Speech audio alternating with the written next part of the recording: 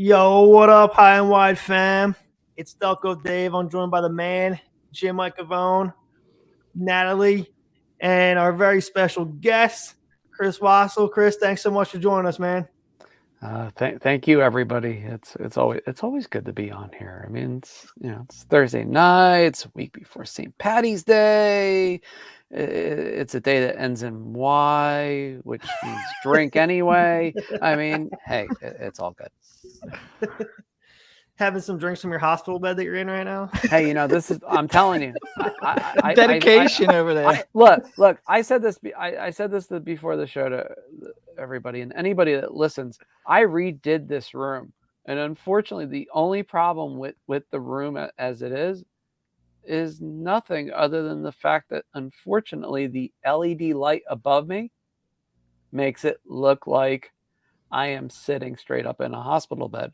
Well, when in reality, lighting, though, that's for sure. When in reality, all it is I'm sitting in a big giant, the equivalent of the big giant comfy couch when we were all little kids.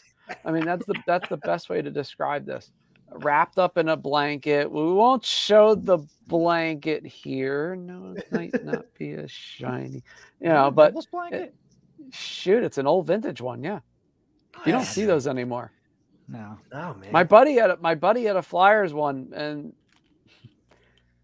around I was at when we were all out in California, and sort of like the dog ate the blanket. Yeah. Oh. He didn't have that dog anymore. I was just like, wow, you really got rid of the dog? And he's like, it wasn't my dog. And I'm like, what, was your wife's? And he's like, yeah. Oh boy, not good. But so for once again, we're coming on after a Flyers loss. This is nothing new to this HW at Night crew. But Natalie, what you see tonight? What stood out to you? Anything you liked? What you disliked? I like Cam York. I'm glad that he's finally up again. He should have never went down. And I love to see him on the power play. My problem was that Sanheim's not on the power play, but if York's on there, I'm fine. 100%. I think York should be on the power play more than Sanheim, to be honest with you. Well, I think we should use York for everything. I think he's going to be one of our best defensemen coming, soon. And I'm glad I didn't waste my time watching the Sixers tonight. I'm glad I actually did watch the Flyers lose 6-3. So that's good. It sounded like it was a better game from what I was saying. What the Flyers do? Yeah, it sounded like it was a better game than the Sixers game. Oh yeah, it was, because the second period was good. Second period is worth watching. The second period clinched 3 of my bets for the Gamblers Guide, so I was happy with that second period. Didn't you go 5 for 5 last night too? 4 for 5. The night before? Yeah, no, it was 3 for 5 the other night. The Oilers game went 5 for 5. Yeah, there you go. Hot week for you. Yeah, man, we were running hot, man. Jim, what about you, man? What'd you see tonight, dude? So I only watched a couple minutes here and there. So I had school tonight, but I would prefer to watch the Flyers than do school any night. From what I saw in the first period, it looked like it was going to be really ugly, and it was. It was 4-0 after the first period. The Flyers gave up 20 shots that I see. Yeah, 19 shots in the first. So yeah, it looked like it was going to be one of those 7, 8, 9-0 type games, and if we're looking for bright spots, which is all we're really been doing since November, December these days, you like that they fall back in the second, right? They could have easily packed it in and, hey, we're out of it. Our captain's getting traded in another week or two. What are we doing here? But they came back 4-3. Ultimately, the Panthers are the better team, and, the Flyers didn't score again in the third. So that's the way she goes sometimes. What are you going to do? No, you're right. Absolutely, the Panthers are the better team, skill-wise, talent-wise, expectations-wise. They were favored. They were minus 420 coming into this game. That was the money line, was minus 420, at least according to Barstool Sportsbook. I can't speak for the other books, but according to Barstool, we're at minus 420. I actually picked the Flyers plus 1.5. I was like, I'm like betting minus 420. Like, you have to lay such a hefty bet to come out on top with some good money that, I'm like, hey, let's try to play the odds a little bit here. Chris, what did you see from a DFS and a betting standpoint tonight? I mean, it was a lot. It was a lot of fun. I mean, I'm not going to lie. I mean, the first thing I looked at when I saw this game, I'm like, over, keep going over. And the Flyers over was only 2.5. So I mean, that was a plus in it itself. And I know for a fact that, look, if anybody thinks the Florida Panthers are making a deep playoff run like this, no, they're gonna run into a team that actually has goaltending at some point. It's going to be a problem. It's going to be a struggle. They may get through one round. They may even get through two. But to see them get much further, wow! I mean, it's rough. I mean, it's good for bettors though, because you know pretty much how you're going to hammer now certain teams on certain nights. I mean, I did it all across the board tonight. I saw Minnesota and Detroit, and it was just like, this game's not like an 8.5 over or something outrageous. Oh, come on, let's go. I mean, you know, both teams are 3.5 though. You could get both teams at 3.5 for even or plus money. I think Detroit was averaging over the last 3-4 games like 7.5 goals against, like by themselves. Yes. They were covering overs all on their own in goals against. Yeah, it's insane. I mean, if it was just like 2 or 3 teams or so, it'd be like, no, all right, that's great. But it's a slew of teams. I mean, you just sit there and you go Toronto. Oh boy. I said it on a show earlier this morning. I'm like, all right, you know what? Here's what you do. You don't even look. You don't even think about this.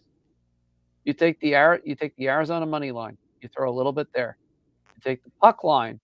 Throw a little bit there. You take the Arizona team over. Adjust it. You can adjust it however you want, but take the 2.5 to be safe.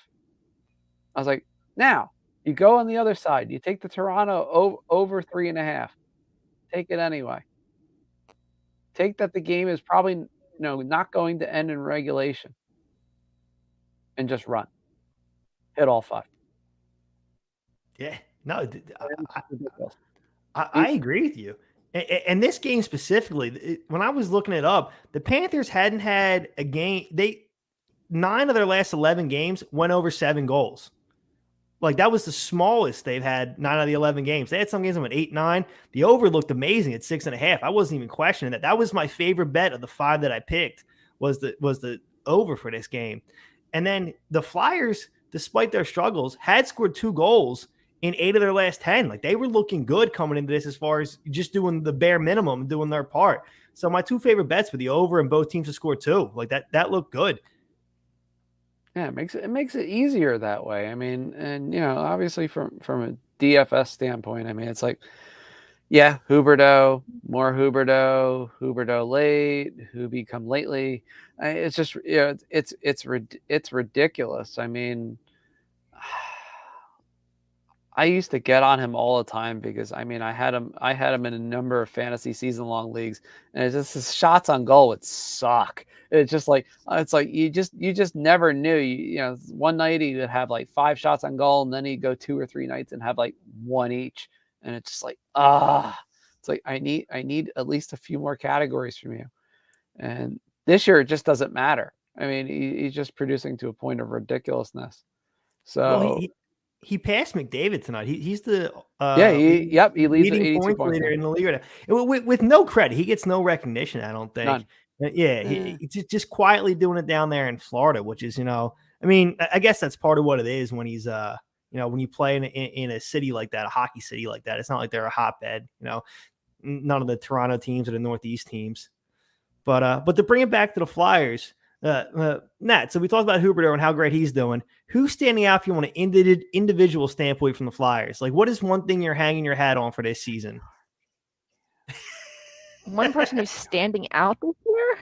Yeah, most positive player. Way to put her on the spot like that. Oh. Like, I don't even know. Like, there's not. I mean, it was Lawton, but now he's hurt. Yep. Lawton was the one guy who was turning everything around in his own personal game, and now we don't know him since he got hurt tonight. Yeah. Like, I can't, tell you how he did tonight. So. But I mean, it was a clean hit on Lawton, though. Definitely. the hit that he had, that Lindholm had on Giroux should have been called earlier in the game. Lindholm's the same guy. Lindholm's the same guy that injured Lawton that had to hit the boarding on Giroux. But when Lawton went out, it was a clean hit. But I think Konechny did the right thing, standing up, whether it was clean or not. Konechny did the right job going in there and going after him like that. Konechny didn't have a terrible game tonight. Like, it's one of those games where he like showed up. Oh yeah, they come every so often. I mean, don't you think for the last 10, 12 games he's been, since the All-Star break, I think Konechny's been looking good. Oh yeah, in comparison to everyone else, definitely. Yeah. I think he's standing out, and plus he covered the shots on goal prop tonight, so like that's always possible. I was waiting for that. Like, cash. Anybody that brings me money, I'll hype up without a doubt. Profit. Yeah, I would have bet. I don't know what. I didn't see anything for Carter Hart saves prop bet, but that probably would have looked good too after he took 42 shots the other night or 45 shots the other night. I know he was going to take a lot tonight. That's the obvious answer. There's your bright spot. It's Carter Hart. Oh, 100%. And is it not the most like ironic thing that for like 3 decades the Flyers struggled, 2.5 decades the Flyers struggled for an answer in goal, and now I feel like we have the guy, and it feels like the rest of it's just falling apart right now. Like we don't know if we're rebuilding, retooling, are we going for it next year? But the one answer we do have is like, Carter Hart's the guy. Like that's the one thing we can count on. Real quick, because we're looking for bright spots here, and Konechny came up. He did have a 7-game point streak in February. I think he finished February with 7 points in 8 February games, which is cool. Obviously, it's March now. He did not score a point March 1st, but since then has scored points in 3 of 4 games. So he's still, putting points up, just shy of a point per game pace, but Konechny's contributing. And I think that's something you want to see from Konechny. You want to see that, point per game pace might be tough from Konechny year in, year out. But if he's in that 65 to 70 point range, I think that's what you want from him and expect from him. Yeah, and I'm going back a little bit here, and I could go further, but I'm just going to go back to January 22nd. He's getting close to 20 minutes a night ice time, Travis Konechny. Now, you got to figure some of that's maybe due to injury or just that he's playing well. Wow. He's being rewarded ice time. But, I'm looking at night in, night out, north of 18 minutes, 17 minutes for Travis Konechny. Yeah, I think he's averaging about like 2 minutes and 45 seconds a night on power play, which is where that extra time comes from. And that's what you're looking for. Yeah. So, Chris, for you, man, has there been anybody that you've relied on betting wise or DFS wise from the Flyers? Anybody you can count on? I mean, I can count on their defense giving up three goals a game with regularity. I mean, it's just like, okay. I mean, look, the first half of the season when they were allowing like about 35, 36 shots per 60, I'm like, oh, it's obvious. Like, all right, well, I got good odds that Carter Hart could get 35 plus saves any night. And that's getting me the DK save bonus right there.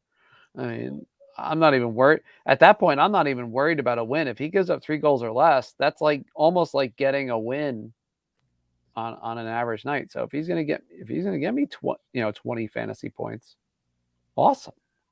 I mean, it boils down to that. Sometimes you don't need the super outstanding night. It's nice. I mean, we all can't have. Oh wait, Igor Shesterkin got yanked tonight. No, that wasn't predicted by me. No, maybe it was. But again, it's one of those things where in a year where not much stood out, and like it's been mentioned. Yeah, I had Scott Lawton too, which means I'm going to get blamed for this. Some injury ninja guy that. Oh my God, I forgot all about this. Yeah, it's my fault again. It's like it never fails. It's always when I pick up a fantasy player from Philly, something bad happens to like a whole bunch of other teams all at the same time. Yeah, I know. Can we thank you for most of this season then? Like, how many Flyers have you had on your roster this year? Too many. Kevin Hayes, Derek Brassard, like Ryan Ellis. Well, Ryan Ellis. I mean, to be fair, I mean, you're getting like into the ex-Rangers club. So it's it's sort of like, all right, wait, oops, nope, don't like him. Click. I look, I joke with people, but it is true. Every so often, it has happened where I've just turned on a game, and within 20 seconds, there's an injury. Like it's weird. It's uncanny. It can't be explained. It's one of those things where you just sit there and go, really? I mean, I had a friend of mine came out here for Christmas. We turned on, I forget which game it was, and within a minute, I didn't even tell you which player it was, but they were getting the stretcher out and everything, and she's just turns over and looks at me like, unbelievable. Just I have no words, none. It just happens. Could be worse. I mean, we're no stranger to injury woes this year. I think it's actually, it set the Flyers fan base into two very different tiers. The injuries he went through this year. There's the, hey, listen, we can still rebuild, we can still retool and start up and compete next year. And then you have the other crowd that's just the burn it down crowd. Like it's all done. It's worthless. Tear it down, build it back up. Nat, what crowd do you fall into? I'm of course you can't rebuild in the cap era. Like you can't do it quickly, at least. And then obviously the Flyers aren't trying to rebuild with Ristolainen, so they're not looking for draft picks right now or anything. So I agree. I think that's a clear message in what they do right now, even though I don't trust them. Yeah, well, that's a separate conversation. The lack of trust in the management and the player development side. Like that's an absolute separate conversation.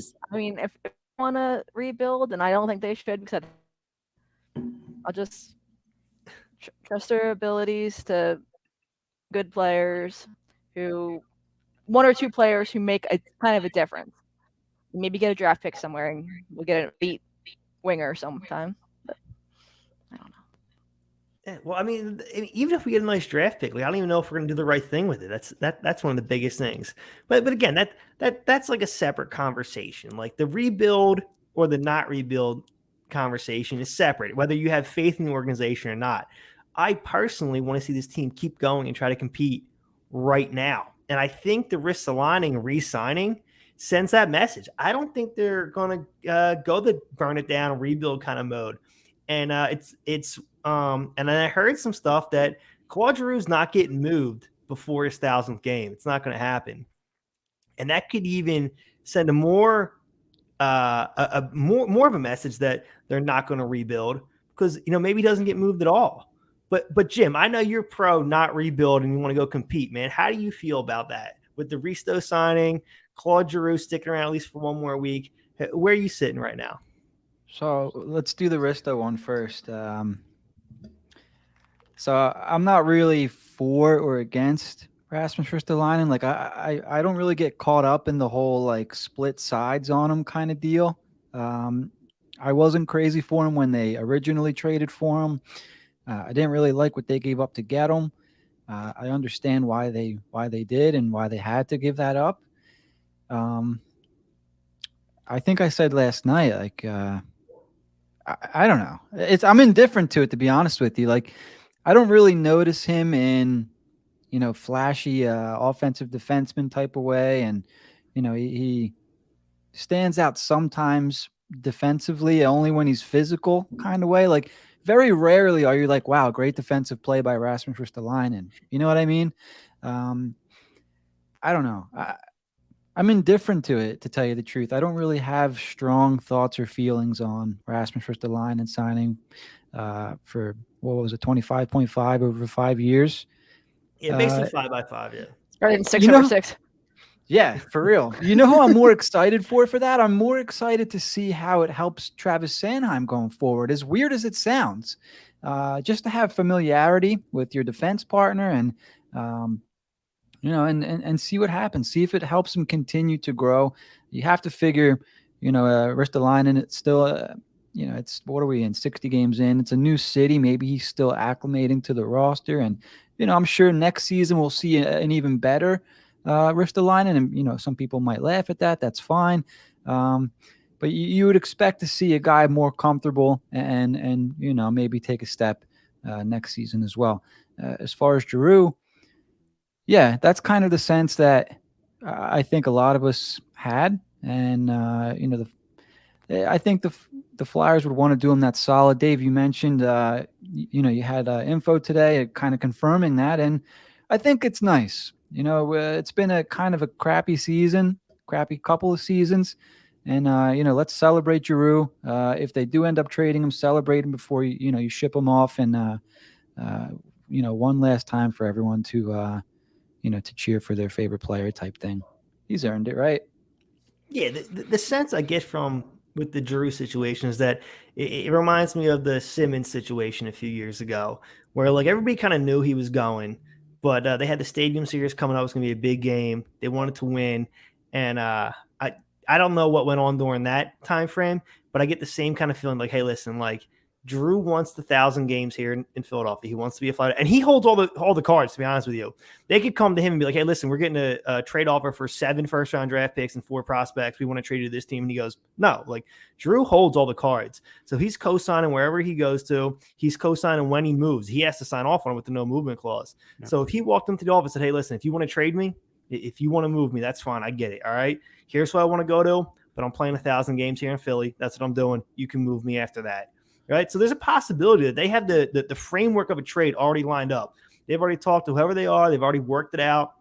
Yep, this is the deal we're going to do. But hey, Claude doesn't want to leave till after this game. So that's what we're waiting on. And they could just be sitting on that. Like it could be the exact same thing with Simmons, where like that game's played. Hopefully they win it. And then 24 hours later, we hear, Claude Giroux's traded to, X team for, return package. Chris, what do you think about that? You think that sounds about right with Claude Giroux and the Simmons comparison? It's pretty accurate. I mean, look, it's not a secret that this may have been sort of the game plan for Philly pretty much since they fell out of contention before Christmas. I mean, it's led up to that from a rumor standpoint. I mean, we've heard all sorts of crazy rumors, and then some of the ones that make a little bit more sense. It's kind of gone back and forth, Colorado, a few other teams, Colorado, and now, of course, it's was about to get a little bit more interesting, where Colorado might be able to go in another direction, but then, well, lo and behold, the injuries bit Colorado now, and the piece that they were trying to get rid of in Sam Girard, he's now hurt. They're not sure how long he's going to be out. So, they're going to potentially get Bo Byron back before the trade deadline. And then we're going to try and free up Girard by trading him somewhere in his $5 million salary. And now they're right back to square one. Yeah, 100%. And with the flat cap era right now, because of the pandemic stuff, it's hard to, find that space to move guys.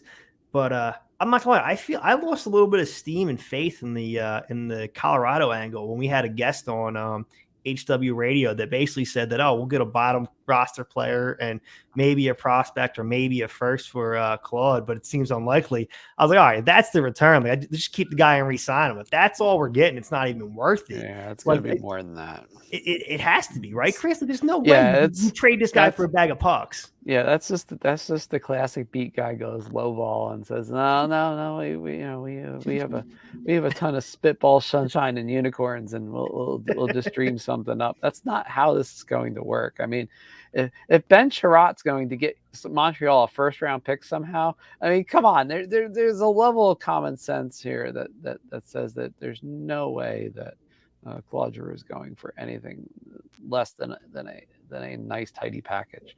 I mean, it has to be. I mean, we've heard the numbers before, and I'm sure Jim could pull them up quicker. But the man's been in the top 5 of active players as far as points scored overall and per season over the last 5, 10, 15 years. Like, I understand he doesn't have the championships that, the Crosbys, the Ovechkins have, you know what I mean? The Stamkos, like those guys have been up there, point per game leaders, points total leaders, and had the championship. But Claude Giroux is an elite point producer.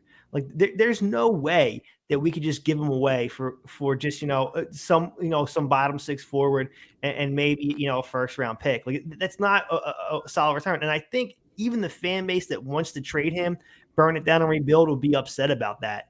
Now, what do you think about Claude Giroux getting traded and potential return packages? I was against him getting traded. Like if he's your best player on the team, try to convince him to stay. Just because, I thought like you could trade someone else, get some draft picks and stuff. But I thought, he's the one player who gets everyone going. But now I've kind of this whole season now I'm like, now, now I feel so. I just hope we get draft picks. That's all I want for him in return is draft picks. Because if we're gonna, we have to find like the right player to, we need to say you have to go and find that player that we're gonna, like the Makar type player where like you never expected that from him, So I'm excited. I'm excited. What kind of new prospect talents we can get. I don't know. It's a hard question. Like I just Nat, we used to be so on the same side with this. I know, and now you went the other way. You're on Team Yeah. Jack now. You're on Team Jack now. Well, because the guy deserves to win. He is not going to win here. So I don't know. and if he wants to go, let him go. I don't think he wants to go though. I think they're talking him into leaving. I think he wants to stay. I think he would rather maybe be try to here. win a cup this year, then come back next year. Keith Kachuk made a move like that, but I don't think he wants to leave. I think this is his team, his locker room, and I think Claude Giroux wants nothing more than to be a Flyer through and through for his whole career. Like I think that almost means more to him than winning the cup. I'm not in his head. I'm obviously not like his best friend or anything like that. I have no idea. But this man truly values being a Flyer. It's something he wants to do. Right? And draft picks, we don't know about draft picks. Don't you think he would say it though? Don't you think he would come out and say I'm gonna be a Flyer? Don't be talking these trade rumors about me. I'm a Flyer for life. No, because he values the organization that much. He's not going to, handicap them. He's like, you know what? Maybe it is what I have to do. He has that kind of loyalty. He's going to waste their time instead? No, he's not going to waste their time. He's having private conversations like, hey, listen, this is how I'm going to say it. I want to be as professional as I can be. I'm going to be as cordial as I can be because I would like to stay, but if you think I need to move, let's work it out together. But I think the guy's heart is here in Philly. Jim, what do you think, man? What do you think with Claude Giroux's? Try to get in his head. What do you think emotionally Claude Giroux is thinking? Well, I think you kind of hit the nail on the head a little bit. The athletes have arguably the most massive ego of anybody around, right? And factor that in with the guy's got a family, a wife, kids. Are they going to go with them? Does he want to be separate from them? If he does, where is it going to be? He's going to probably want to stay on the East Coast, I would imagine. Somewhere where it's only a couple-hour flight or a drive, whatever it is. Or you don't have to worry about any of that, and you can just stay put. You have your $8 million a year. You're not short on money. Life's pretty good. You're going to be remembered as one of the longest tenured Flyers kind of thing. Longest tenured Philly athlete. Like he's going to be one of the longest tenured Philly athletes. Like in Philly sports lore, like he's going to go down as one of those guys. And unfortunately, it might be like the Dan Marino kind of legacy of one of the best to never win one. But like, how much do you think going out is, you don't see it anymore. Guys playing their whole career with one franchise. How much do you think that means to him? That, hey, listen, I'm a Flyer and that's it. Yeah, you know what? Like, I've heard people talk about this more than I hear Claude Giroux talking about that. Does that make sense? And it's fine. Like, I get that whole thing, but I need to see that from Claude Giroux. Like, I don't get the sense that he loves Philly or that he loves the Flyers. Like, I don't get that sense from him. And maybe because it's not true that he's not a passionate guy, because you see on the ice, he is a passionate guy. So why isn't he passionate towards Philly and the fans and the people who that love him and want to see him play here. I'm thinking of, and maybe it's just because of different sports or whatever, but I'm thinking of like older soccer players from teams I used to watch. Like they were beloved, right? Because they loved the city that they played for. They loved the fans. There was a mutual love kind of affair going on. It wasn't just, fans adoring Giroux. And, I can't remember the last time Giroux acknowledged fans or the city of Philadelphia or, saying that he loves playing here. Have you guys? Or maybe I'm just missing these interviews. That's why I think people are so tough on him, because I think he's never embraced the city in all the years he's been here. Yeah. Like it rubs me the wrong way. I can tell you that. See, I think that's just more an overall culture with hockey players in general. They're just not emotional. They're very buttoned up. They're quiet. They're private. Like they're not like basketball players or football players. Like, you don't see hockey players out there doing TikToks. You know what I mean? They're not doing TikTok dances. You don't see them out there, posting all these glamorous, pictures on Instagram and Twitter and stuff like that. It's just the culture of hockey. Like hockey players are supposed to be buttoned up. You're supposed to shut up and do your job. And I think that's an overall problem in hockey, to be honest with you. I think it hurts the game overall, but I think that's just how it is. That's the culture that they have there. Like, it's a very corporate kind of business-like culture. Like, hey, you show up, you do your job, you shut up, you go home. Like, that's what you're supposed to do. Is that's what they want hockey players to do. Any hockey players that do speak out and that do have some personality tend to get some kind of professional repercussion from it sometimes. It's true, actually. But look at Cam Atkinson. As soon as he came to this city, he embraced it. Yeah. As soon as he came here, this second. What's he done to embrace it more than Claude Giroux? Well, he was, what? Tell me what he's done. Is he buying billboards? Is he standing on the corner selling pretzels? Like, what's Cam Atkinson doing that Claude Giroux's not? Want him to do?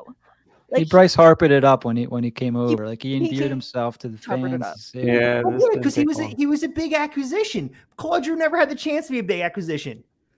Yeah, I don't know. It's a different sense. Like Cam Atkinson, you kind of get that warm, fuzzy feeling. And for me, when I get the dry personality kind of deal from Giroux, I don't get the same kind of affectionate, feeling that you feel when you think about Atkinson. Like, that's a pretty good comparison there. And I get that they're two different people. I get that whole thing.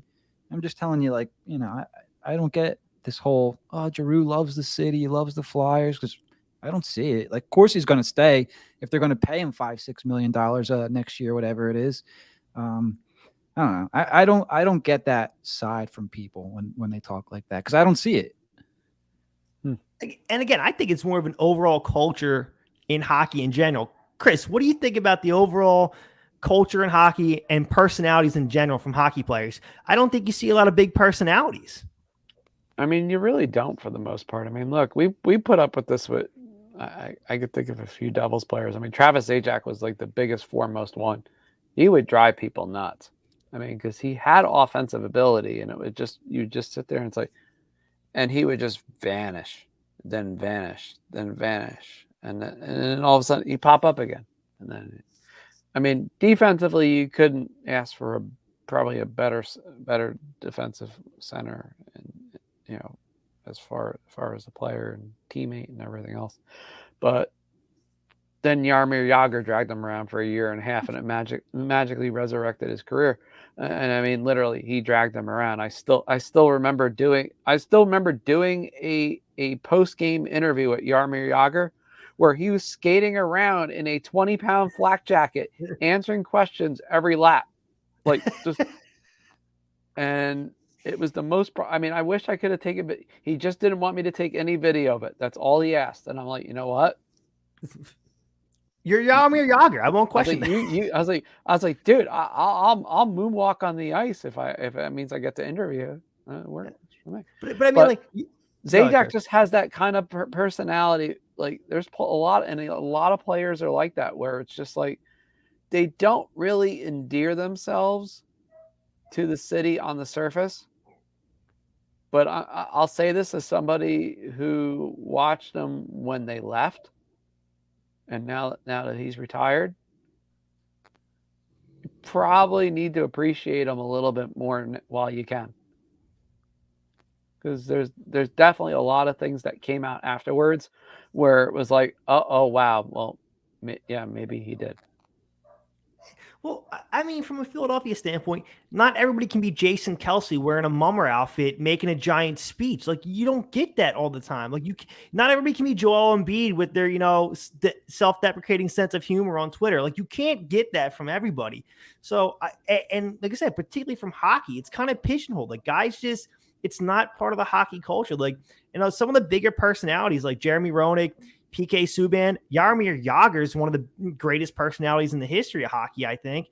Like, there's not so many you can name. Brett Hall's another one, but like, come on, like there's not a ton of great personalities in hockey. Like Wayne Gretzky is still referenced and brought on for shows and interviews because they don't know who to bring on. Like, they don't know. They just know Wayne Gretzky's the greatest of all time. So let's just bring the great one on, whether he's got a great personality or not. Like Biz Nasty's a great personality, and he was an enforcer. Like, you know what I mean? Like, it's just not part of the hockey culture. Like, I love Paul Bissonnette, right? Great dude. I mean? Like, he'd be an amazing guy to hang out with, I think. But like, he's the exception to the rule. There's just not a lot of great hockey players with that personality because the hockey culture, the way it is, it's very corporate, very buttoned up. So I think Claude Giroux does love this city, does want to be here. And just because he doesn't like outwardly show it, just because he's not walking around in a mummer costume or tweeting a bunch of funny things on Twitter, you know what I mean? Like, he could still want to be here, but like, hockey players just don't have that kind of outward going personality for the most part. And I think it's part of hockey culture. Like, you know what I mean?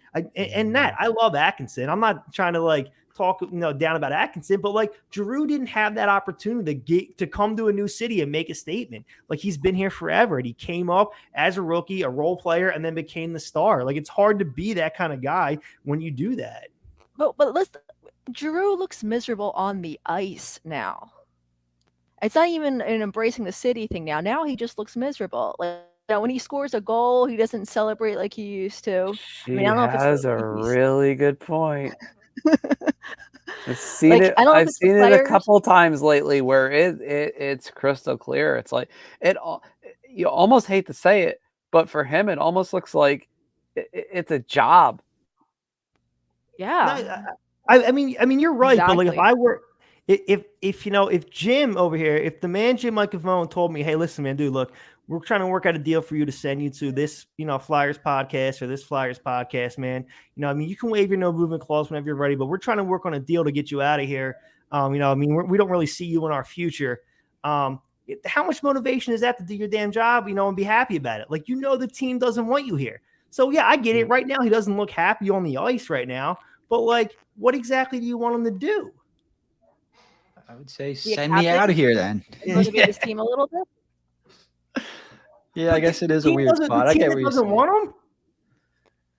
It's a weird spot, right?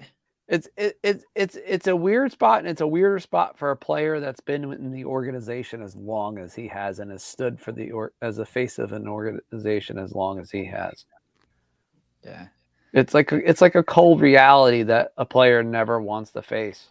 Like he knows it's over, right? Like you're in this however long he's been here, 12 years now, or what is it, 10, something like that? Like, it's more.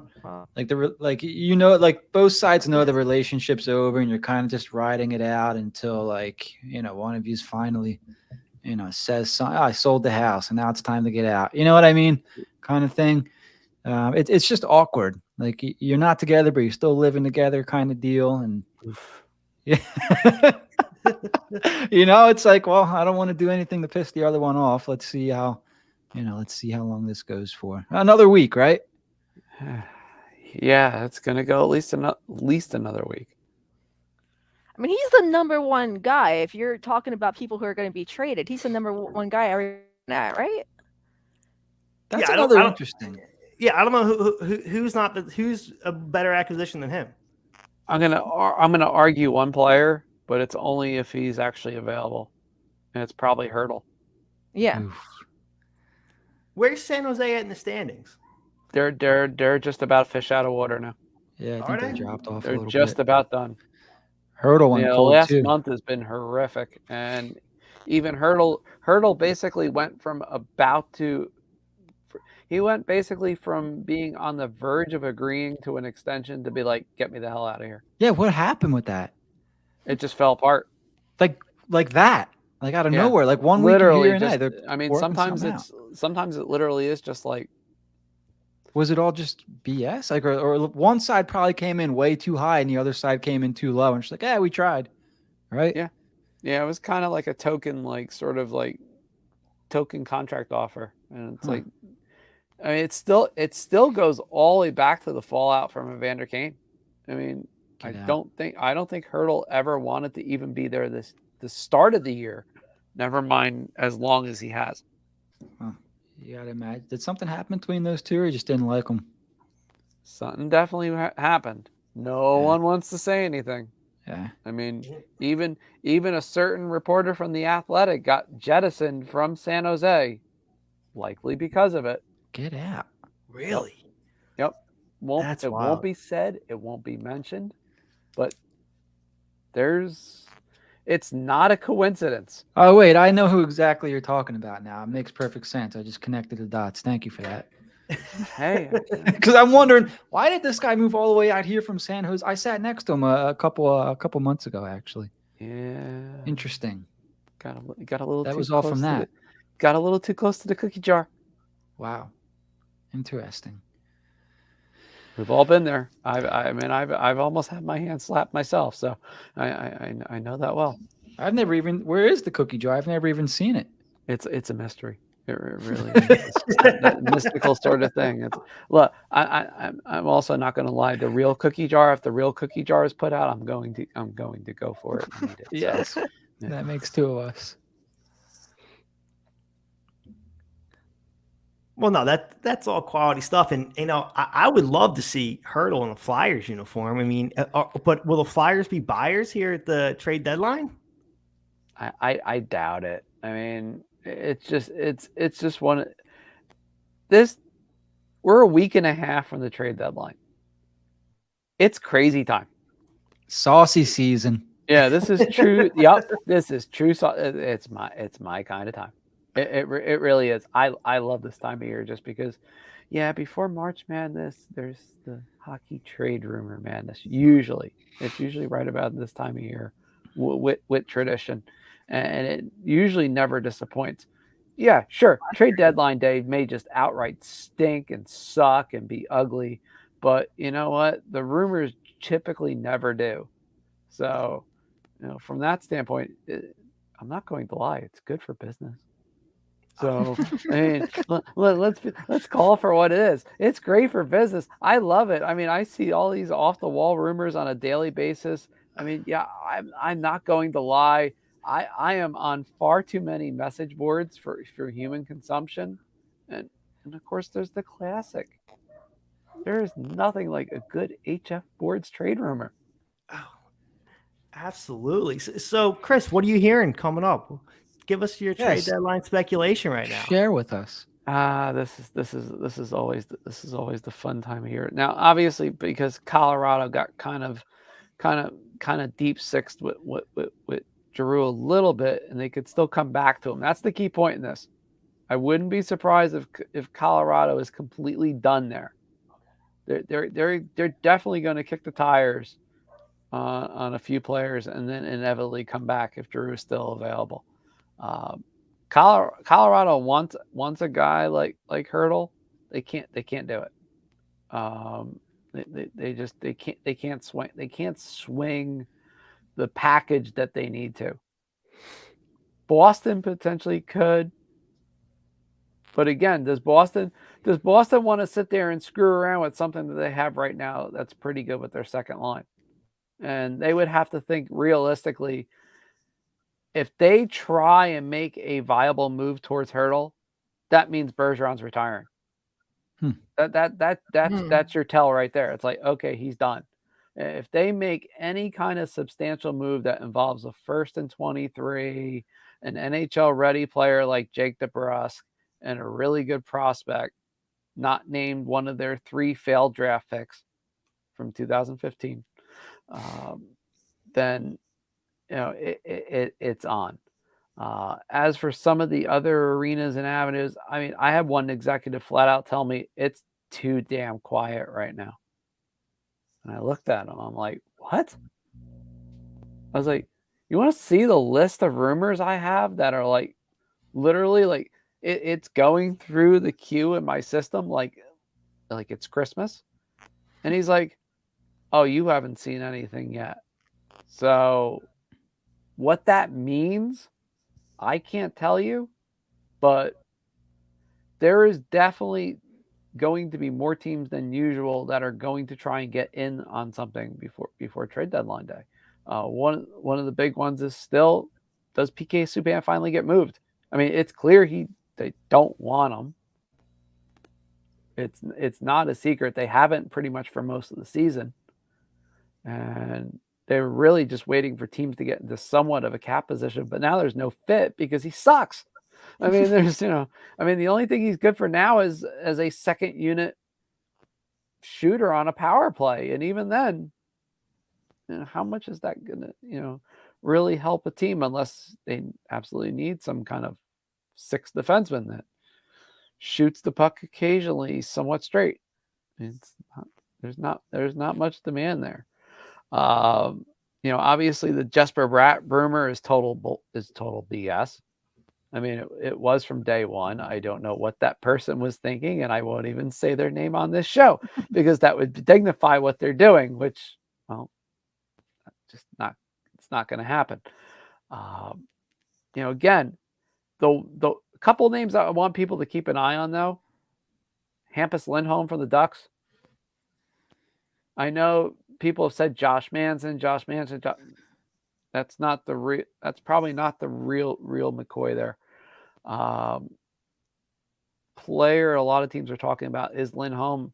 Look, he's not the 35 to 40 point guy he once was for Anaheim in his early years, but he can still play on a power play. He can still play in a top four with ease. He can be a compliment.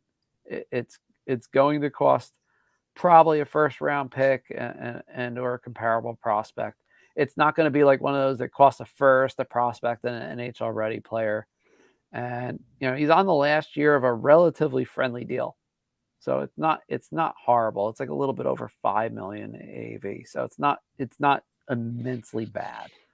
I didn't realize this guy's a former 6th overall pick. I had no idea. I thought he was a late round pick kind of guy. Nope. And, ended up developing, big body guy. He's only 28 years old. Like, this could be a huge pickup for somebody. Yeah, I mean, it's not like he aged all that bad. Part of it too is the fact that he was not buried in Anaheim, but worse. Right. Anaheim mismanaged so much that Pat Verbeek has one of the biggest messes to clean up that you could ever ask for. And that's not something you want a first-time GM to have to experience. And it's why Verbeek came out and said, look, I'm going to explore every possible avenue, end quote. Because he now has no choice. He's backed into a corner. Yeah, they are kind of like a cluster F out there. Yeah, I mean, Man, you got they Raquel, got a couple bright spots, but you got the two Swedes, you got Manson. Now Gibson's in a freaking meltdown that reminds me of something that happened in Philadelphia last year. Like Carter Hart. Yep. Very eerily similar. And it's not just physical. Oh, interesting. So he's got some stuff going on between the years. Wow. Last time I checked his goals against average, it was a little bit. Yeah, because there's no way a goalie just like literally just, I mean, there's something there. Maybe he's had enough, man. He's just being wasted out in Anaheim. It could be it. Like how many losing seasons can you go through? For real, it really is like Stockholm syndrome for goalies. Like he's one of the best goaltenders in the NHL, but if you look at his stats, like nowhere close to top. You know what I mean? The last 2 to 2.5 years in particular have been really rough on him. You could see it. You'd see in the body language. I mean, as soon as Anaheim gave up a goal the other night, it's like, oh, here we go. Yeah, we're not getting two, so this game's over. Where do you think Marc-Andre Fleury? Fleury's crazy. I mean, nobody knows what he's going to do, and it doesn't help who his agent is. So it's like, I mean, Octagon Sports has entered the tournament, which there's an interesting twist to this that kind of will make Flyer fans happy because the Hart Blackwood debate has taken on a new twist because Monsieur Blackwood has been signed by Octagon Sports, which means Fitzy, I feel sorry for you. You're now screwed. I don't think the whole injury thing, but Fleury's about 50-50 right now. He really is, because it's up to him. I mean, again, like Drew has all the leverage. It's just, does he really want to go? And early on, I'd say about a month ago, he wanted to stay in Chicago. Now, who the heck knows? Because every day you hear one or two rumors that say he wants to go. You hear another couple he wants to stay. You hear another that he wants thin pizza, and another he wants deep dish. Man, stop talking about food tonight. Cookies, pizza. Like, come on. Hey, man. look. All right. Again, you have to understand something. I'm 135, 140 pounds soaking wet. Unfortunately, I eat like 6 people. So, I mean, right now, my stomach is rumbling. You can't hear it, but low key, that sucker is like, hey, feed me. Well, I'm the same as you. I just don't have the same metabolism over here. Like, if I eat pizza and cookies, like I gain 10 pounds overnight. Oh, so you can't eat like you can't eat an entire. You saw that 28-inch. Well, this is also like your dinner time because you're up till like 2, 3 in the morning. Yeah, it's true. It's true. All right. I'm extremely guilty. But no, but on all seriousness, 50-50. It's gonna come right down to about 1, 2 o'clock, March 21st, and they're gonna say to him, "Do you want to go?" There's gonna be a trade on the table, and they're gonna be like, "Hey, you want to go?" You know who desperately needs him right now, too, Chris? With the Vegas, you said. Vegas. Well, wouldn't that be something if they traded back for him? They have gone on the record and said no, and I'm still not convinced. Didn't they give up an asset to have Chicago take him? Yeah, remember they had to give up a sweetener to get back under the cap. See, that would be really interesting. See, Vegas also has the wrinkle in the option, the rare aforementioned, they can temporarily go over the cap as long as they don't play a game right at the deadline, and then make another move post deadline to get under. That's interesting. Hasn't been done in like 3 decades, but it there's nothing saying that it can't be done. It's just whoever they were to acquire to get under the cap post deadline, they're obviously not eligible for the postseason. But sounds fun. I love wrinkles. So the other team that I had in mind was Toronto here with Jack Campbell going down. I don't know how long he's going to be out. 2 weeks with a rib compartment fracture. All right, so that's interesting because he's been playing not great for the last couple weeks here, and now it's like they'll say it was because of it. Right. How long has that been going on for? Is it really going to take 2 weeks to heal? Are they really just going to roll with Peter Mrazek? And who came in for him tonight? I don't recall. Some 2-bit like ECHL caliber goaltender who actually played better than Mrazek. It was kind of funny to watch. Look, Toronto is the ultimate riddle wrapped in an enigma, wrapped in a really bad barbecue burrito. I mean, it's rough. I mean, you look at the team and it's like, other than betting the over every night, it's like, where does and it's like their defensive breakdowns are not just bad, they're legendary. Yeah, they are.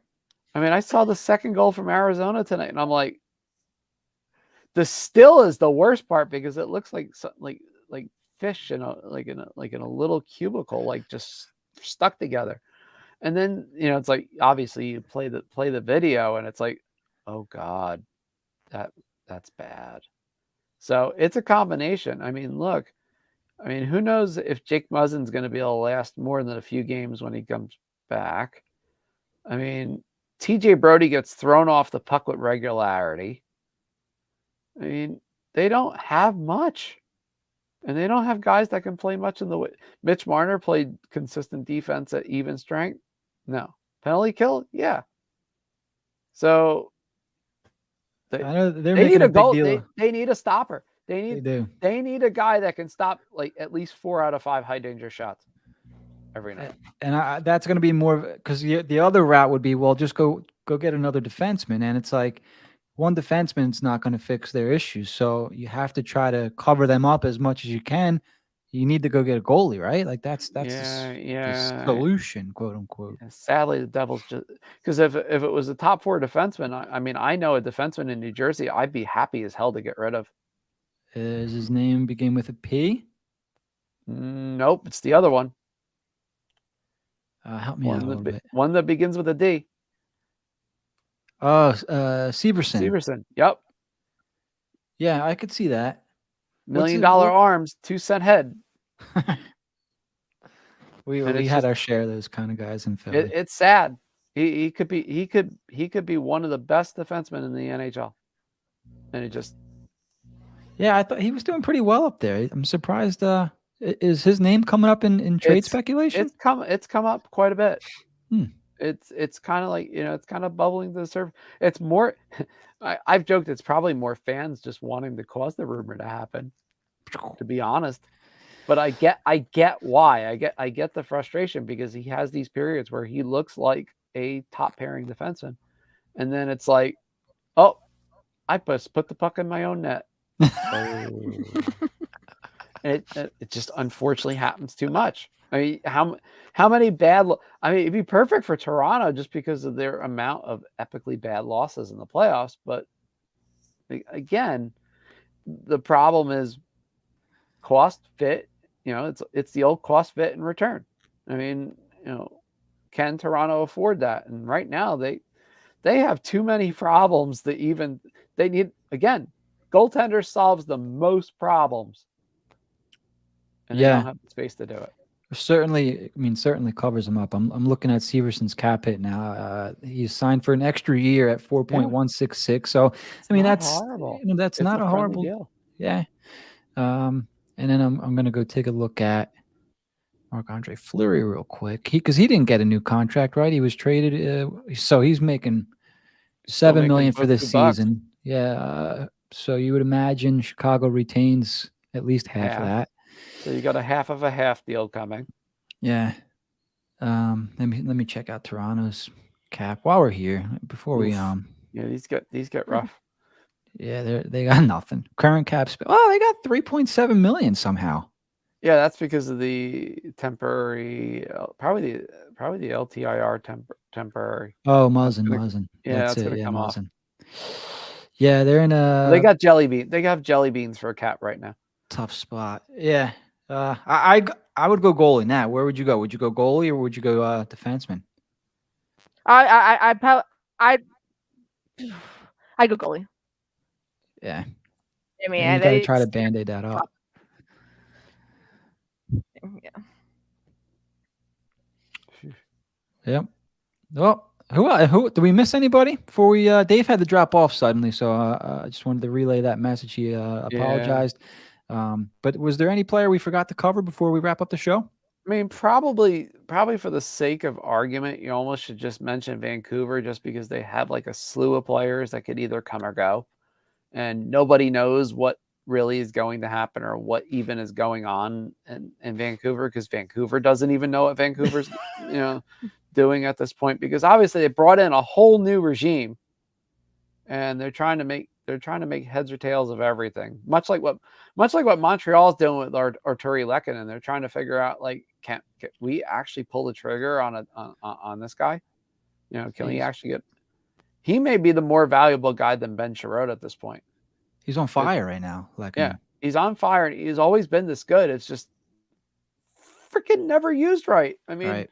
You think of all the coaches, you talk about wasted talent. He's probably one of the bigger ones in Montreal. He just never could find his way into the top 6. And it's like Marty St. Louis has the magic touch. So here's the thing with him though, like he's one of those guys that you're going to see a team. I don't Overpay. know. Would a team move a first-round pick for him? Like we saw Tampa Bay a couple years ago. I believe they moved at least a first for Barclay Goodrow. And then I think that, I mean, Blake Coleman, like what was that deal? Oh, that was beautiful. Was that a first? That was a first. Yeah. See, so like, can Lehkonen get you a first-round pick if you go I think based off past he deals? can get you a second and or conditional, like a conditional 22 first. He's not going to get you a 23 because that's the one you want. You want the 23 first-round pick. It's like the shiny toy in the toy store. You really want that 23 pick badly, because that draft is insanely deep, and not even like a slew of injuries is going to slow that much. But it's close. He keeps going like this. Somebody's going to massively overpay for him. And it's not overpay in the sense that he's a bad player. It's just overpay in the sense of what he's actually worth compared to some of the other players that are on the market. Like, for example, if JT Miller somehow winds up actually getting dealt, which I still can't see because Vancouver doesn't have to deal him right now. They can wait till the draft. They can wait till next season. They got a year at a really nice cap hit. And he's, this is his third year of basically being a point a game guy. I mean, at that point, if you're getting a point a game like that, I don't care how bad you are defensively. You're typically not costing me games because you're not playing defense. We need you for scoring, and Vancouver has immense problems scoring. Why would I trade one of my best scorers away? That doesn't make sense to me either. Now, like a Brock Besser, I could see them moving him a little bit because, again, he's got some red flags. He does drop off occasionally. Yes, he's on his way to probably scoring 25 again or something close. But it's like, do you really want to play that $7.5 million qualifying offer next year? Oof, that's steep. It's steep on a team that is in a severe cap problem. They have to make a decision somewhere. So they've said that right now, as of now, they're not going to move Bo Horvat. So that immediately pigeonholes them. They're going to have to make a move somewhere, whether it's either at this trade deadline or during the draft. They can't go. They basically can't go into the draft or free agency with the team they have now. There's no way. It's not sustainable. Do they even try to move like a Connor Garland, which is still maybe Tom Fitzgerald's biggest blunder in his tenure, was not finding a way to get him when he had a deal on the table? Just that got screwed. There's a lot of deals. There's a lot of deals that are going to fall through this trade deadline too. You think so? Yeah. It maybe not like Robert Suela to the Devils level that like was done, and then all of a sudden the physical came back positive for something. Like nobody saw it until it was like too late. It was actually almost right to the league's little fax line, and it got yanked. Wow. Like right out, it got yanked. Somebody said it legitimately got yanked out of the queue. Wow. Yeah. So you think we're going to be seeing a lot like that? I think you'll see a couple deals like that. I mean, do we see it on the level of, say, 2009-10 Marian Hossa? Maybe. It would be fun. It would be fun to see a 255 trade fall through and then somebody swoop in at like 257 and boom. That would be fun. I'm for that. Oh, that's still one of my favorite trade deadlines, because I said it to somebody. I was like, something's not right. I was like, this trade should have happened, because that day Bob Gainey made the deal early to get rid of Cristobal Huet to free up the cap space that he needed to. And he had everything set up, and it was like, okay, about 10-3, something's got to happen. Come on, something's got to happen. Come on. Come on. And it's like, I said it to somebody that I was covering the trade deadline with at the time. I'm like, they're like, yeah, but you got a big giant like cider in your hand. I'm like, yeah, that doesn't matter now. What matters is somebody swooping in and getting Hosa, because this trade should have happened. And that's when literally TSN comes, but McKenzie comes on and he's like, we have a trade and it's not the one you're expecting. He's like, Marian Hossa is now a member of the Pittsburgh Penguins, and literally, it's like all you hear is on the other end of the show was dead silence. Wow. Even on TSN, the stunned look on pundits and experts alike was just. I hope we get more of that. I thought J. O'Toole's Mount Peanut Butter was going to actually melt. Because I still remember the early part of that deadline where nothing was happening. They had a big giant mountain of peanut butter on the set. So I mean, look, that's the type of thing that could happen here. Vancouver could be stuck potentially. I think Vancouver is going to try and circle back and move one of their guys and not be able to. You know what's crazy is they're moving some of their offensive pieces when, and I know it's their own fault, but you got guys like Oliver Ekman-Larsson making over $7 million. You got Tyler Myers making $6 million. Like you can move all the offensive pieces you want, but you're going to be stuck with these albatross contracts that you signed on the back end. So they're doing well. Right? They're winning games. They're 8-2 in their last 10. This is all Bruce Boudreau. I mean, you have to give the guy a ton of credit. He has them playing.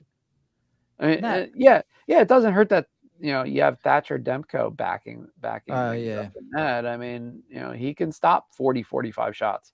Sure can. Because the only thing he can't do is make saves on the penalty kill. Which comes occasionally to bite them, but it's a minor detail. It's also why they're a bubble team. Now, weren't you a big Boudreau fan for the Flyers for a little bit there, or am I remembering that wrong? Where'd you get that from? I don't know why. I don't know why I thought you were. I don't know. Wrong memory, I guess, or past life or something. No. Yeah. You always think where's one guy a lot of Flyers fans want is Jeff Petrie for some reason. What do you think's gonna happen to him? The good old Petri dish.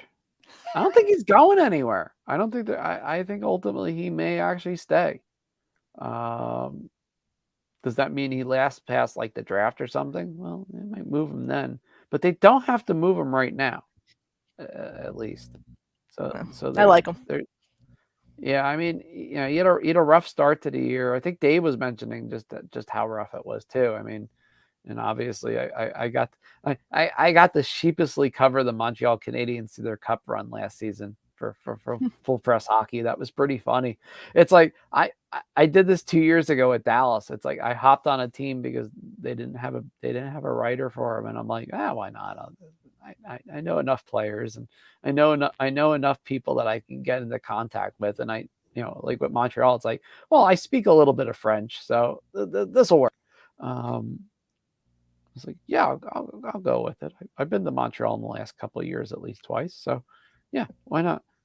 And sure enough, they went on this run, and I said it even then. I was like, this is the ultimate paper tiger team if you've ever seen one. You could see the wheels fall off the minute that Carey Price, went for treatment. That this was going to be a disaster, and then it just got worse. Then it got even worse. Then it just snowballed, and it affected everybody. It affected Petrie. It affected Brendan Gallagher. It affected every single Montreal player in just such a negative way that they had no chance. Zero. And they're just getting back to what they were before that cup run messed everything up. It's weird to say that success messed the team up, but it really did. I don't know. I always liked Petrie, but I was gonna say, well, yeah. Never mind. I'm tired. He pulled that one back. I was gonna say about the Canadiens 2 years ago. but I've done worse. a lot worse. So, I guess before we wrap up, Chris, what do the Flyers look like to you? What have you heard about this team? Because I think from my perspective anyway, I like we know the team's beat up down here. Of course, we want better, but what does it look like up in New Jersey that's going on down here? It looks worse than us. Yeah. That's the scary part. I mean, to be honest, I thought we were bad off with hiding Mackenzie Blackwood's injury and,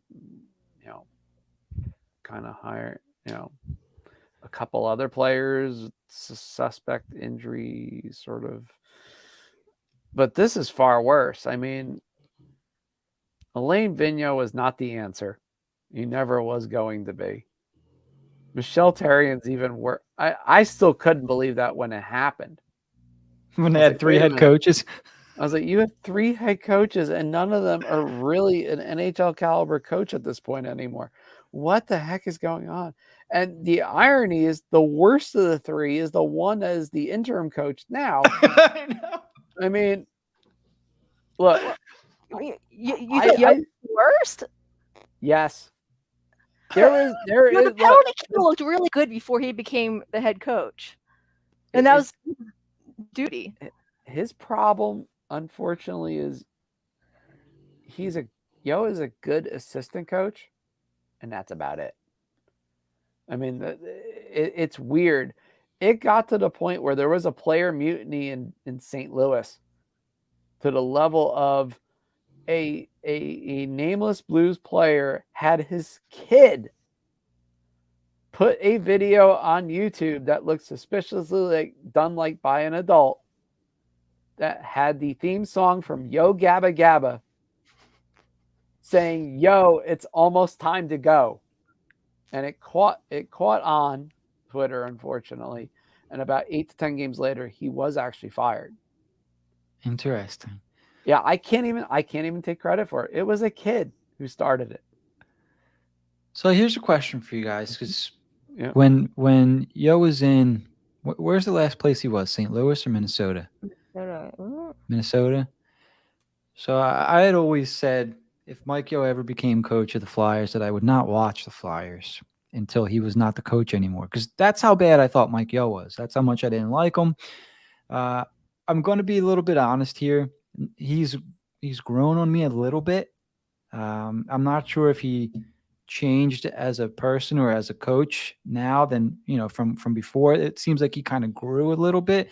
Not advocating to keep him around, but he seems he seems okay. Maybe he's like a players type coach or something, right? Oh, he's been in Minnesota since 2016. He what? In Minnesota since 2016. He's actually with St. Louis. Oh, okay. Yeah, I keep forgetting about that. Yeah, so like the team, and it sounds again weird to say, but like since I don't know, they've looked better since I guess the beginning of February, even though they've only won like maybe less than a handful of games. Since Yost took over, they're playing harder. I don't want to say tougher. They've led late in games. They've lost more than they've won when leading late, but I don't know.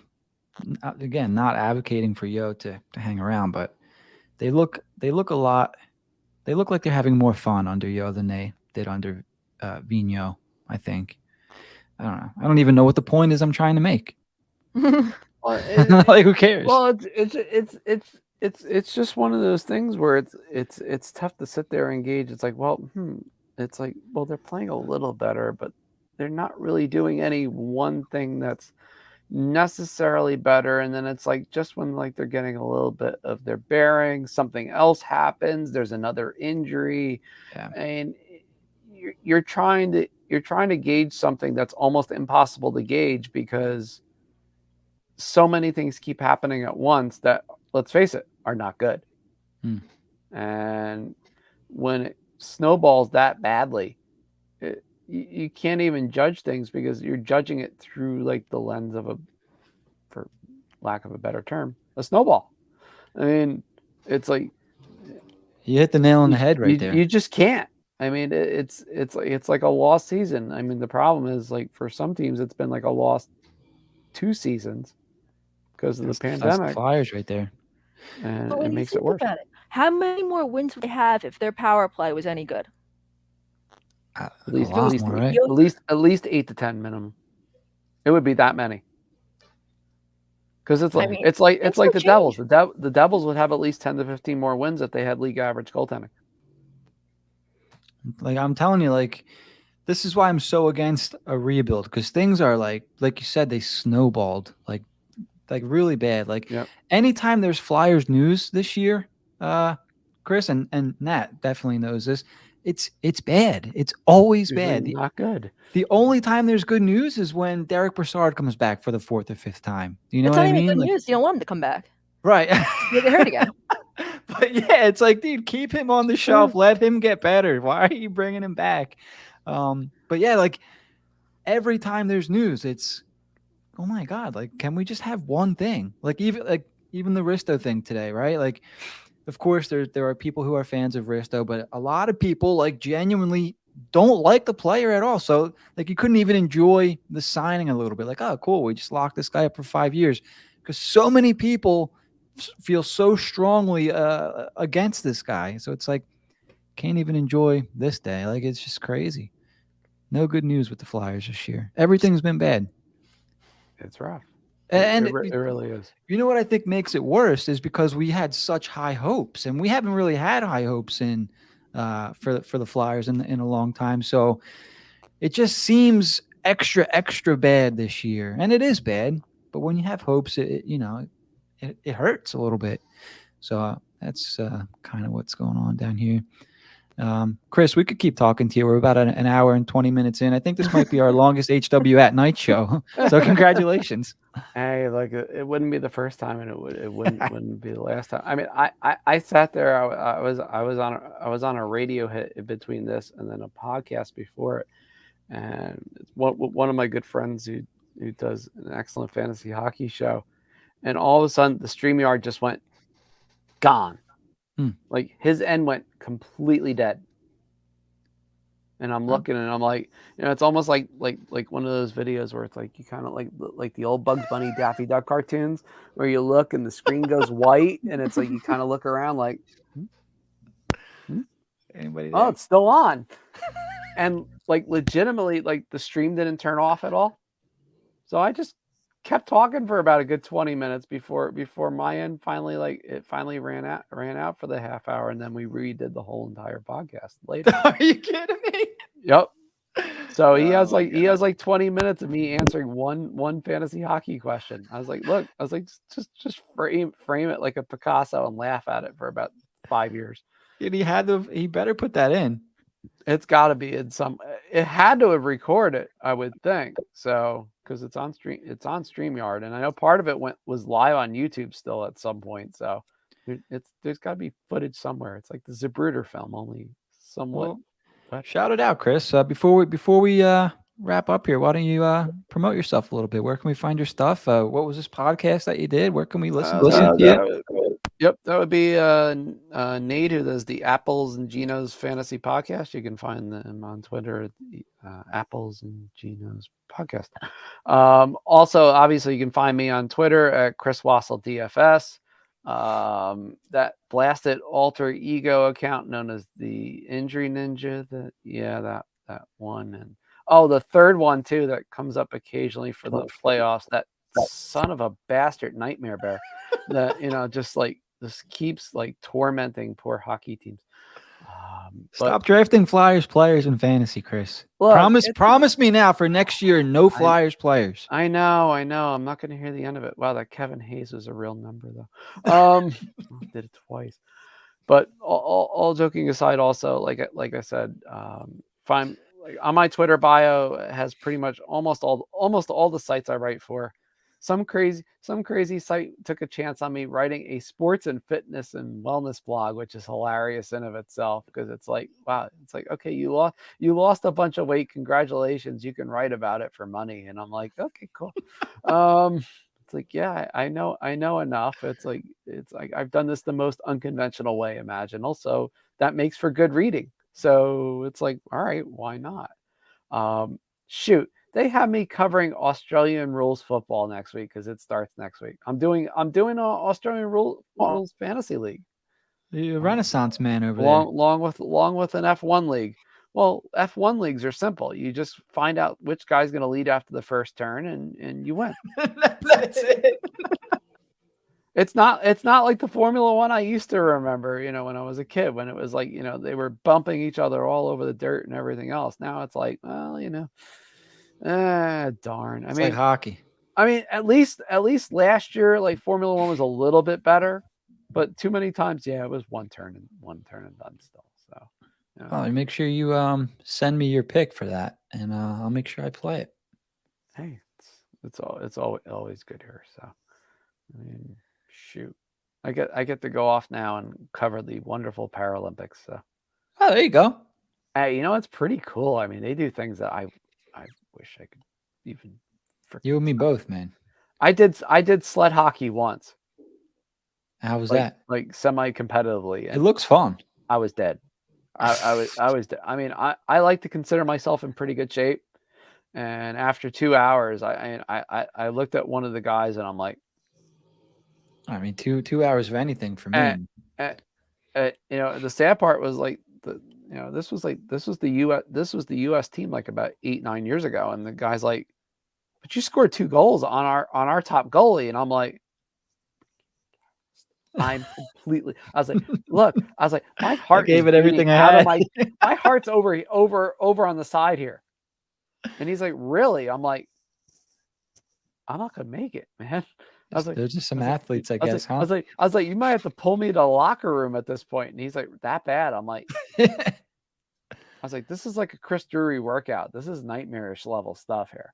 I mean, it's pretty rough. I mean, the only person I could equate to, back in the day, was the Chris Tarian drinking workout. When they would all go to Atlantic City, believe me, we all knew. It wasn't like the legendary Atlantic City benders were something else. Because every so often when I go down to AC, I would run into a few flyers. Check it out, really? Yep, without fail. Yeah, you don't see anybody down there these days anymore. Now it's completely different.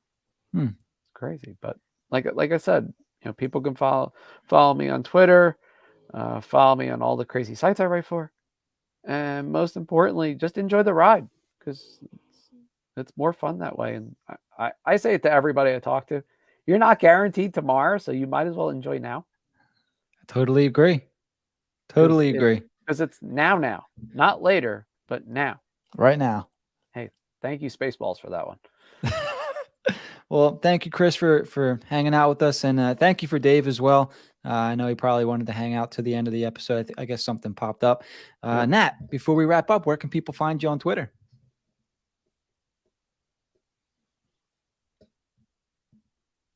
Are you on mute?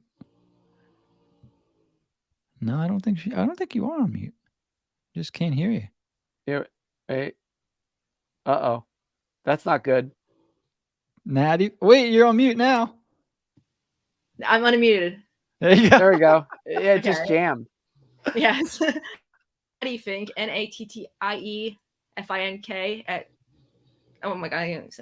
All right, there you go. I'm so tired right now. I know. I think this is the latest we've gone. Chris, always a pleasure hanging out with you, brother. We'll have to talk again soon. This time, maybe we won't have to wait another year or two to hang out again. I know, right? Let's not do that again. All right. For everybody, especially for Dave, we'll be back, I think, Saturday night for Flyers Canes HW at night. Thanks, everyone, for listening. We'll see you then.